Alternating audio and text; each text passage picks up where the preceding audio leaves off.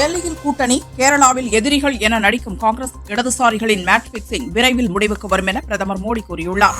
சமத்துவம் பொங்கட்டும் என்ற சோசியல் மீடியாவில் பேசிவிட்டு சமூக நீதியை வீசி எறிந்து சர்வாதிகார போக்கில் முதல்வர் ஸ்டாலின் ஈடுபடுகிறார். தூய்மை பணியாளர்களின் கண்ணீரே திமுக அரசை அழிக்கும் என நயினார் நாகேந்திரன் தெரிவித்துள்ளார். அரசு ஊழியர்கள் மற்றும் ஆசிரியர் சங்கங்களான கோட்டா மற்றும் ஜாக்டோ ஜியோ அமைப்புகளுடன் அமைச்சர் ஏவா வேலு நாளை பேச்சுவார்த்தை நடத்துகிறார். 2026க்கான புலிகள் கணக்கெடுப்பு பணிகள் மேற்கொள்ள தமிழக வனத்துறை திட்டமிட்டுள்ளது.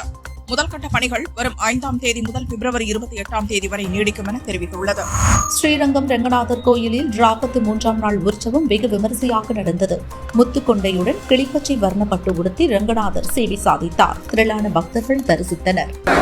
ஜனநாயகம் திரைப்படத்தின் ட்ரெய்லர் வரும் 3ஆம் தேதி வெளியாகும் என படக்குழு அறிவித்துள்ளது. பராசக்தி படத்தின் இசை வெளியீட்டு விழா நடைபெறும் நாளில் ஜனநாயகம் ட்ரெய்லர் வெளியாவது குறிப்பிடத்தக்கது.